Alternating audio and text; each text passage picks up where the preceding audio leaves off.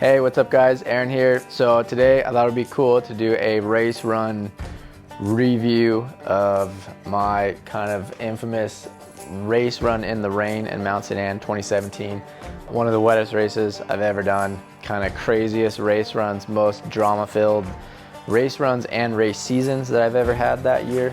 There's a lot going on, so I thought it'd be kind of cool to run you through what led up to this race, where my mindset was through this race, and then obviously the finish. So yeah, we'll get right into it. So I guess to preface this race, this season 2017 was unlike any other race season that we had ever had or I'd ever had.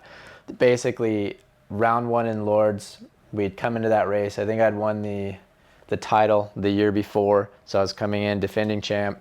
Everybody shows up in France for the first World Cup of the season. I think I qualified first or second or somewhere towards the top. We went to do the race run, and basically it started downpouring rain like halfway through that finals. So what that means is basically like everybody in the top 20 got a super wet, slippery track. So nobody in the top 20, I think, even finished in the top 20 from qualifying to race. So the guy that had won the race, I think, had qualified like 40th or whatever. And basically what that meant was all the top guys started this race season with like almost no points from the first World Cup. So we were all trying to like work our way back up through the points. We all showed up at Fort William, the second World Cup of the season, pretty much not protected for even qualifying. So we all had to like get back into the qualifiers, and we were all kind of like digging our way back up through the ranks. So all the top title contenders, I think, went into that second race with like number 40 or 50 number plates because we were all buried back in the points. So it was kind of a race to see who could get back to the top of the points first for the championship that year, because we all started a full race down. So Canada, I think, was maybe 4 or 5 races into the season. We were starting to get close. As you can see, I've got a number 3 plate on my bike, so I was third in the championship at this point. We were working our way back into the points. But for me, I had basically worked really close to getting into the championship at the race right before this in Switzerland. I won qualifying. I was leading the finals with about 30 seconds to go in my race run, and I got a flat tire. So basically what that did was put me a whole entire second race back in points. So I had 2 races out of like the 7 this year that I didn't score any points. So at the point, I think Greg Minar maybe ended up winning that race, and he took over the championship lead and basically had an entire race lead on me in the points. So coming into St. Anne, we basically had this race was the second to the last World Cup this year. The final race after this was in Val d'Isole. That was the last World Cup of the year. So I kind of knew coming into this race, I was in a win at all costs situation and hoped that Greg had problems, because he had basically, like I said, an entire points lead on me in the championship. So I qualified first. I think Greg probably qualified in the top 5 at least. He was always super solid. And we got to race day, and the same thing happened that happened in France. The first half of the guys came down in the dry, perfect track, and the last half of us, it started bucketing down rain, and we were going to get to do another run in the pouring rain. Thankfully, St. Anne is a track you can go faster in the wet than Lords was. You could still ride it pretty good. So yeah, we were up at the top of the hill doing my warm-up for about 30 minutes before I dropped in for my race run, like we always do, and we could see the rain was picking up, and within a few minutes it was just downpouring, like one of the heaviest rains I've ever seen. And we were warming up, and actually it started to rain earlier than that, and right when we were leaving the pits. And I remember thinking, like, in a normal situation I wouldn't have been very happy that this was happening, because it just throws a lot of things up in the air. It makes the race result a lot less predictable, because it's a lot easier to make mistakes. You haven't ridden the track in the wet all weekend, so you're trying to change lines and anticipate what it's going to be like. But I remember thinking this was a great opportunity for me, because I needed Greg to have a mistake to realistically be able to catch him in the points again. And I knew if the conditions were dry, he's such a solid rider that he probably wasn't going to make it. And even if I won the race, he'd probably finish in the top 3 or 4. And we'd go into the last race a few weeks after this, and he'd have a huge championship points lead, and I probably would never catch him. So as much as this kind of was a bit scary, I was really happy it was happening, because I felt like I had a better chance that maybe he would mess something up. And if I could get a good result, maybe I could make up some more points. So That was my mindset going into it, and basically the backstory leading up to this race. Last guy down the hill, I remember rolling into the start gate right here, and it was one of those rainstorms where you didn't want to be outside even with an umbrella. Like, it was bucketing down rain, and all the start officials that were standing behind me, you can't see because it's raining so hard the camera can't even like focus on what we're doing here. But I rolled into the start gate, and there was literally like a waterfall coming off the roof like in front of me. So when I pedaled out of the gate, I went through like a sheet of water. And I kind of rolled into the gate and looked out the window, or out the little hole out of the start gate. And I remember looking at the UCI officials that were all standing there, and they kind of had this like concerned look on their face, like feeling bad that we had to do it. And I was like, well, that looks like fun. And they all just kind of laughed and shook their heads like, better you than us sort of thing. So I rolled into the start gate. I kind of felt like I said the championship wasn't over, but I was going to have to win and really go for it. So as much as I felt the race pressure, it was kind of like, what can you do? Like, you're just going to send it and hope you get to the bottom of the hill and maybe make up some points. So that was my mindset. Got in the gate, decided to focus. We had had a couple of rain races in St. Anne years past previous to that. So I kind of knew a little bit from experience what the track was going to kind of do. I decided to actually ride dry tires in this race, not put the mud tires on, because it was raining so hard. I knew the mud wouldn't be thick. It was going to be thin. There's going to be like a ton of water on the track, which basically means there's a little bit more grip. So I decided to run dry tires because that's what I was comfortable with. And so yeah, we pedaled out of the gate, and here we go. A 4:02 was his time. The fastest time of day is 4:19. So you can see on the ground right here right away, I'm sliding around in the mud. I was already completely soaked by this point in the run. I see green lights. No way. See green lights, and massive green lights. So this was about halfway down the track. You can see how hard it's raining. What? Can the Californian deliver in the run, in the rain, in the mud? Surely not. I had some good inside lines. I have another one coming up here that I did. Look, inside Right there. Right across the grass up the inside. Again an inside line. What is this? So we had, before I had dropped in, we had been radioing with the bottom of the hill with kind of looking at what the other riders' times did. I think Dean Lucas was in the hot seat. He was there kind of on pace for his first win. I think he came down one of the last riders before it started raining, or maybe right when it started raining. His teammate, ironically enough, both of them on Intense, which is the team I ride for now, Jack Moore, he had come down and actually put in a run, I think, that was within a few seconds of Dean. So we got the radio call like, hey, Jack just put down a good run in the rain, so, you know, take it serious. You know, maybe you can't win, but there's a potential that you can get a top 5 or a top 10 in the wet, even though the guys that are kind of at the front right now all went down in the dry.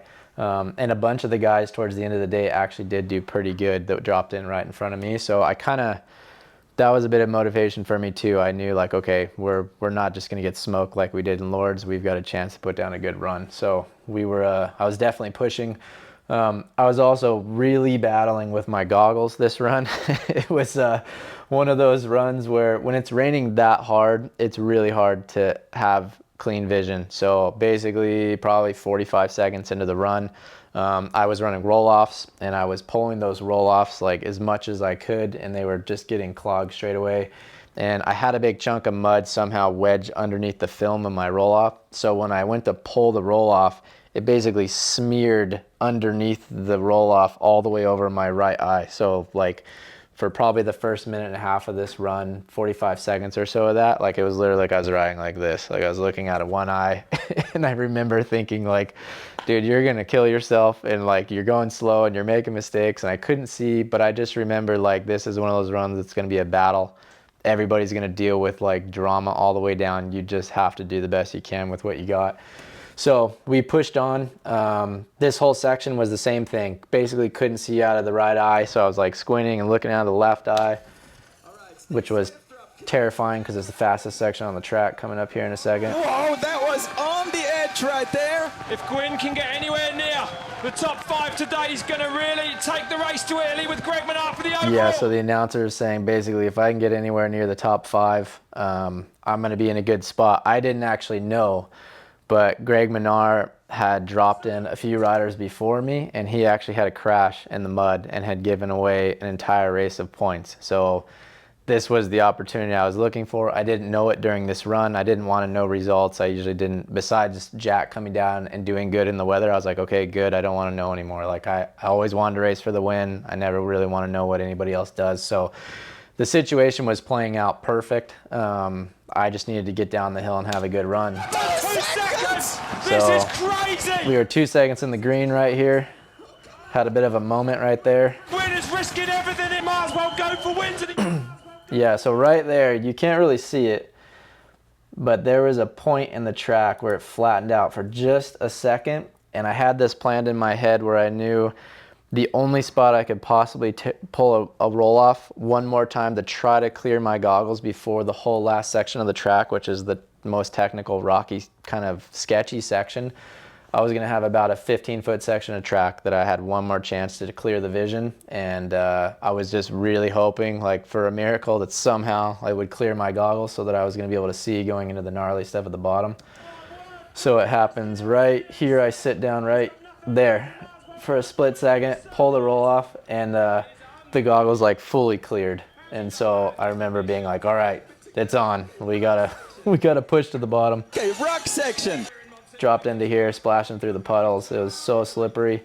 I just about threw it away right there and went over the bars. That will cost him a second right there. So this cost me some time, but we kind of were just going to keep pushing through it. That cost him at least a second. You know, he lost all his momentum there. This bottom of the track, you're about 4 minutes in right here, and your hands, everything, like you're absolutely on the limit as far as like physically. If he keeps it together, he's still in the lead. Well, we're going to come up to the next split. So we had a bit of a pedal here down towards the end. So I'm 1.4 ahead coming out of the final wood section, which again, I had no idea. I was just going for it. I thought I was probably off the back a ways because it was pretty crazy run. That's a sketchy one there. Had a cool inside line right there I was doing. That jump there is Aaron Gwin. Oh my word, it will be a miracle if he can do this afternoon. Here he comes in down. Coming into the finish line.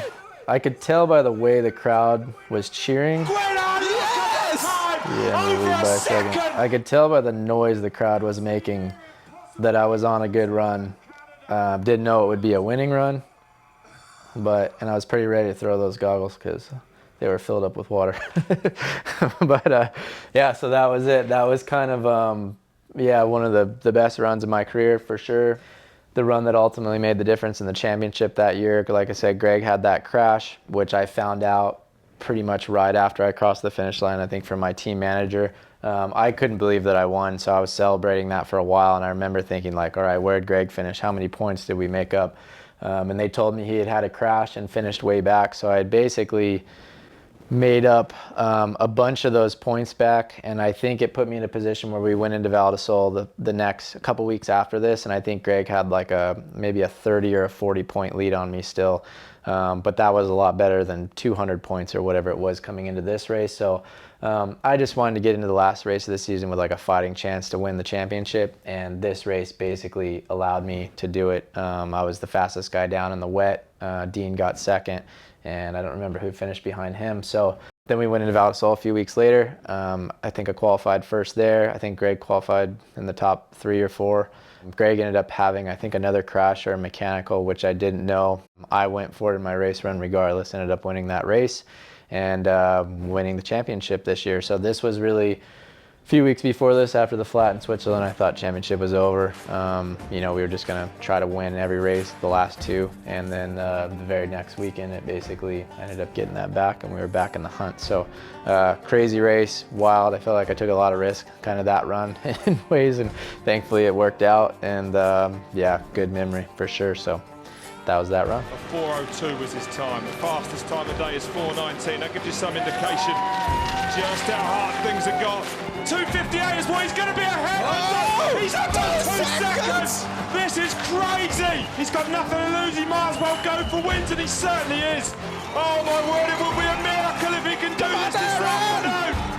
Here he comes in down towards the finish line. He's going to do it. He's going to do it. He's going to take the win, I think.